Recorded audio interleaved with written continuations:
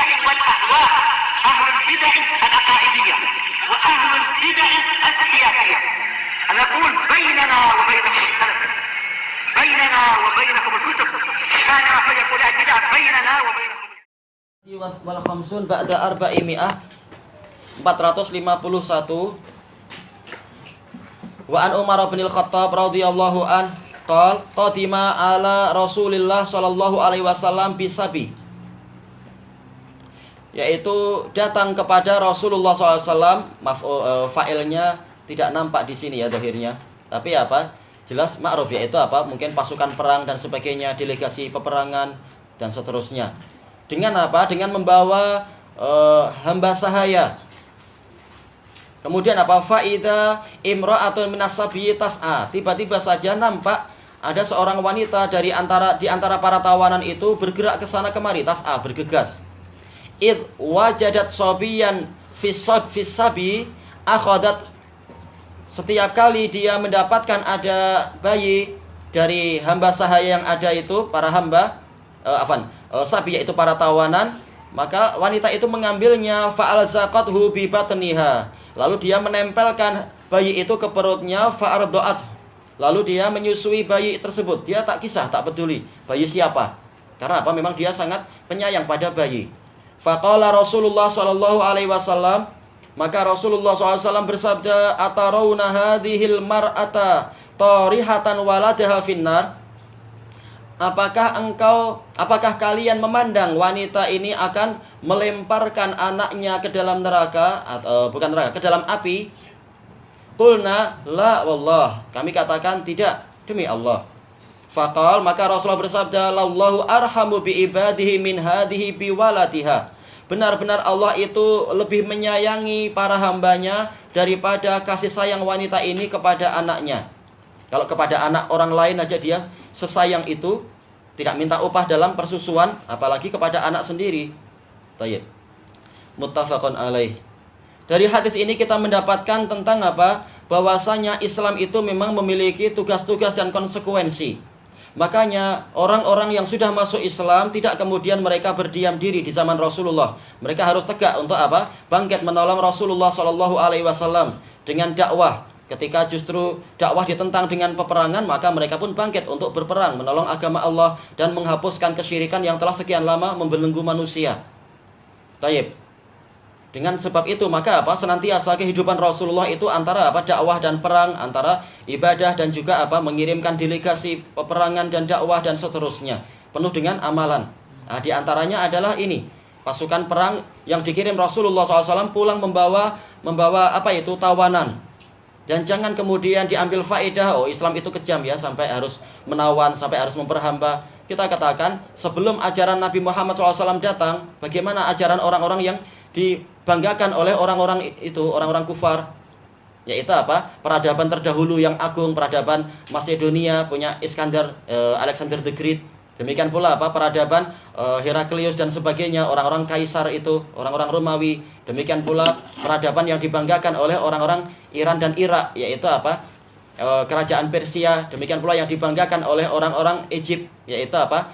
Peradaban Mesir. Demikian pula yang dibanggakan oleh orang-orang Tionghoa, yaitu apa? Peradaban Cina kuno yang lebih dari 5.000 tahun yang lalu, penuh dengan apa? Tawanan dan penghambaan, penuh dengan kekejaman dan penyiksaan. Sementara Islam memerintahkan untuk apa? Memberi makan yang baik-baik, bahkan apa? Makanan yang disayang kepada apa? Kepada para tawanan, dan juga dilarang untuk apa? Untuk melakukan muslah, yaitu menyiksa para tawanan dan seterusnya. Tidak sama antara apa? Penghambaan di dalam Islam dengan penghambaan di dalam apa? Agama-agama yang lain. Tayyib. Kecuali kalau apa? Orang Islamnya sendiri malas belajar, makanya memang apa? Perlu terus dakwah. Di samping perang juga apa? Ada dakwah, agar setelah dapat hamba itu enggak kemudian orangnya jadi ganas dan kejam. Harus dididik dengan apa? Ilmu yang baik, menjadi apa? Tuan yang baik. Karena dengan itu diharapkan orang-orang itu masuk Islam, sebagaimana dijelaskan oleh para ulama, dijelaskan oleh Syekh As-Sa'di dan lain-lain. Di antara hikmah memperhamba orang-orang kafir adalah apa? Agar mereka tahu bagaimana karakter seorang tuan yang baik, karakter seorang muslim yang taat kepada Allah. Tidak seperti apa? Tuan-tuan dari negara kafir itu. Harus apa? Seorang muslim setelah punya hamba, dia harus jadi contoh yang baik, bukan malah apa? Tampak sebagai orang yang sangat kejam dan seakan-akan tidak kenal Allah padahal sudah bersyahadat. Ini diantara hikmah penghambaan di dalam Islam, bukan sekedar untuk apa? Memuaskan keduniaan. Tayyib, kemudian apa? Disebutkan di sini faida imra'atun minasabi tas'a. Ida kalau setelahnya adalah isim, maka seringkali dia adalah apa? Fujaiyah, huruf tiba-tiba. Adapun kalau ida yang datang setelahnya adalah fi'il, maka idanya adalah apa? Dia adalah isim, yaitu dzaraf sebagai syarat. Baik. Nah, sekarang ida setelahnya ada imro'ah, maka secara umum dia adalah apa? Huruf menunjukkan ketiba-tibaan. Tiba-tiba saja kami melihat begini, yaitu ada seorang wanita dari kalangan tawanan itu yang bergegas, bergerak ke sana kemari. It wajadat sobiyan fisabyi akhadat. Setiap kali dia mendapatkan seorang bayi dari para tawanan itu, dia pun mengambilnya. Fa'al zakathu fi bibatniha, lalu dia menempelkan bayi tersebut ke perutnya. Fa'ardoat, lalu dia menyusui bayi tersebut.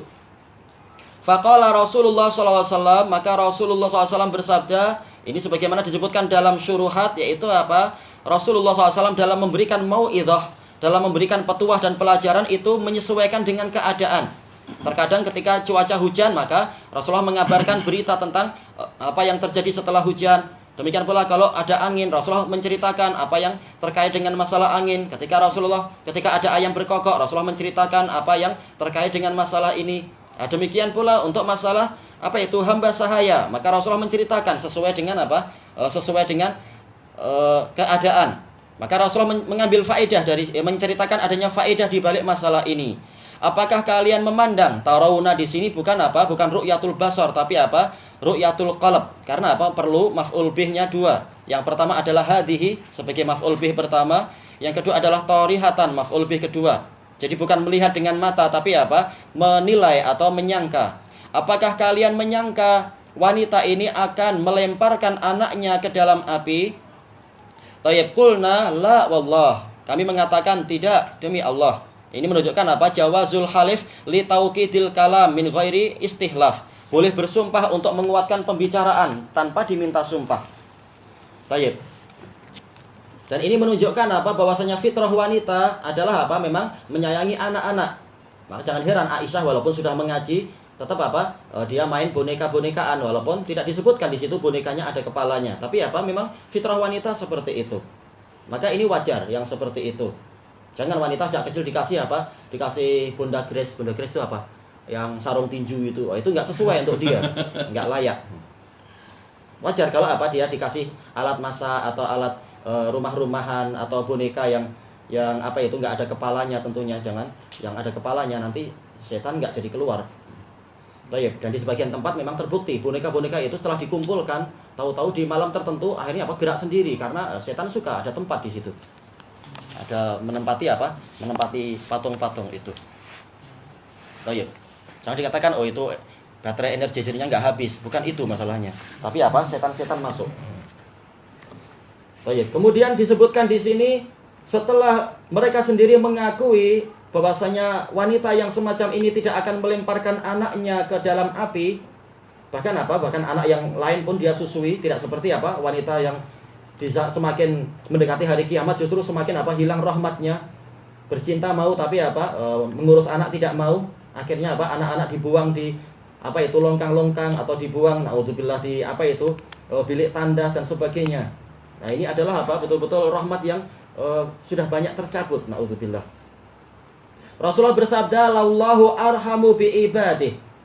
Allah benar-benar lebih menyayangi para hambanya min hadhihi biwaladiha, daripada wanita ini terhadap anaknya sendiri. Ini menunjukkan apa itu? Jawazul qiyasil aulawi ma'astifa'is syurut.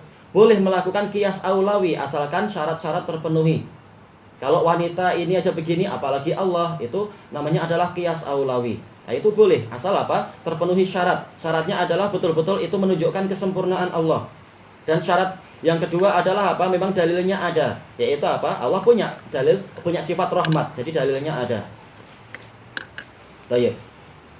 Tidak semuanya layak dikias. Kalau kita suka punya anak banyak, Allah apalagi anaknya lebih banyak lagi lah. Bukan gitu. Itu kias yang haram. Karena apa? Bertentangan dengan dalil yang mengatakan Allah tidak beranak dan tidak diperanakkan. Tapi kias aulawi itu kalau apa memang betul-betul menunjukkan kesempurnaan dan memang ada dalil yang menguatkan sifat tadi. Tayyib. Dan juga dari hadis ini kita mendapatkan faidah benarnya kaidah apa itu mu'til kamal aulabih, yang memberikan kesempurnaan lebih layak untuk memiliki kesempurnaan itu sendiri. Tayyib. Sebagaimana disebutkan oleh Syekhul Islam dalam Majmu'ul Fatawa ketika menyebutkan hadis ini. Yaitu apa? Dalam hadis ini ada penetapan rahmat Allah dari dua sisi. Sisi yang pertama adalah bahwasanya manakala Allah Ta'ala memberikan rahmat sebesar itu kepada wanita tadi, maka itu sendiri menunjukkan bahwasanya Allah memang memiliki apa itu? Memiliki sifat rahmat dan memang bahkan dia yang lebih layak itu. Sampai dia Allah Ta'ala apa? Mampu apa itu merahmati seluruh alam semesta dan membagikan rahmat sebanyak itu kepada masing-masing makhluk, menunjukkan Allah sendiri memiliki sifat rahmat lebih besar dari segalanya. Baik. Dan ini membantah orang Asy'ariyah yang mengatakan apa? Allah Ta'ala apakah ditetapkan sifat rahmat untuk Allah Ta'ala? Enggak ditetapkan. Alasannya apa? Karena rahmat itu menunjukkan apa? Riqatul qalb wa dha'fih, menunjukkan kelembutan hati dan kelemahan hati. Punya belas kasihan, harusnya menghukum nggak jadi menghukum, harusnya menyiksa nggak jadi menyiksa, harusnya mengambil hutang ternyata kasihan, nggak jadilah untuk kita ambil hutang dia dan sebagainya, kita tuntut dia. Itu adalah apa? Rahmat. Kata mereka rahmat itu adalah menunjukkan lemahnya hati, dan Allah nggak layak disifati dengan lemahnya hati. Berarti apa? Allah tidak punya rahmat. Nah, ini adalah sudut pandang yang salah besar. Harusnya apa? Seperti kalian menetapkan Allah Ta'ala punya penglihatan, Allah Ta'ala punya pendengaran yang tidak sama dengan makhluk, bahkan lebih bagus dari yang punya makhluk. Kita katakan seperti itu pula dalam sifat-sifat yang lain yang Allah tetapkan. Allah punya rahmat, tapi rahmatnya lebih baik daripada rahmat makhluk. Kenapa? Dijelaskan oleh Imam Ibnu Hubairah rahimahullah, walaupun Allah Ta'ala punya sifat rahmat, tetapi ketika dia menghukum, dia juga hakikatnya tidak bertentangan dengan sifat rahmat. Sebagaimana seorang ibu sendiri, karena ini yang menjadi tolok ukur pendalilan adalah kisah seorang wanita. Ketika seorang wanita menyusui anaknya, itu adalah menunjukkan rahmat yang besar. Demikian pula ketika wanita itu memukul anaknya, ini juga masih bagian dari rahmat. Yaitu apa? Ketika anaknya itu degil, dinasihati tidak mau, padahal ini demi kebaikan dia. Tapi kalau dibiarkan, nanti dia akan semakin degil dan akhirnya akan menjadi penjahat. Maka dididik, terpaksa dipukul, bahkan mungkin terkadang terpaksa dijewer telinganya, atau dijentik, atau dikasih hukuman ini, disuruh lari keliling lapangan 11 kali misalkan. Ini tidak keluar dari dari koridor atau area rahmat. Ini masih bagian dari rahmat. Tayyib. Maka kata Imam Ibnu Hubairah, ini juga menunjukkan bahwasanya ketika Allah Ta'ala menghukum hamba atau menyiksa hamba, itu juga bagian dari rahmat. Untuk peringatan bagi mereka, dan juga untuk menghapus dosa mereka, untuk menata hati mereka, dan seterusnya. Baik. Jadi ketika Allah memberikan nikmat ini dan itu adalah rahmat. Demikian pula ketika Allah menyiksa hamba, itu juga bagian dari rahmat. Kata Imam Ibnu Hubairah di dalam Al-Ifsah an Ma'ani Sihah. Diambil dari pelajaran-pelajaran tadi, tahulah kita bahwasanya rahmat itu la tastalzimu dha'fal qalb. Yang namanya rahmat itu tidak mengharuskan adanya kelemahan hati. Bahkan Allah Ta'ala rahim sekaligus Allah Ta'ala adalah azizun dzuntiqam, maha perkasa lagi memiliki hukuman. Dan hukumannya itu tidak keluar dari rahmat. Baik. Jadi tidak saling bertentangan antara rahmat dengan keadilan. Allah Ta'ala maha adil, sekaligus Allah Ta'ala juga maha penyayang, dan seterusnya. Jadi ini membantah Asy'ariyah yang mengatakan rahmat itu adalah kelemahan hati. Berarti Allah Ta'ala tidak punya rahmat, karena Allah Ta'ala tidak layak dikatakan lemah hati. Kita katakan Allah menyayangi dengan keperkasaannya, dan Allah Ta'ala menyiksa juga dengan rahmatnya. Tidak bertentangan ini semua. Dan sisi pendalilan yang diinginkan oleh Imam An-Nawawi adalah bahwasanya manakala Allah itu lebih sayang kepada hambanya daripada seorang wanita kepada anaknya, berarti hendaknya sebanyak apapun dosa seseorang, jangan sampai dia putus asa dari rahmat Allah. Tidak ada istilah terlambat selama masih ada kehidupan di hati dia, masih ada kehidupan di badan dia, yaitu nyawa. Baik, makanya Imam Ibnu Hubairah mengatakan bahwasanya jangan sampai seorang hamba itu menganggap dosa dia terlalu besar untuk diampuni oleh Allah. Kenapa? Allah Ta'ala itu sangat penyayang. Seorang ibu saja, kalau anaknya rajin menangis, rajin menghibah dengan pandangan mata yang sayu. Sayu maksudnya bukan sayang uang, maksudnya betul-betul minta dikasihani. Maka apa? Ibu itu akan dengan lembut hati memaafkan. Maka Allah Ta'ala lebih pemaaf daripada seorang wanita kepada anaknya.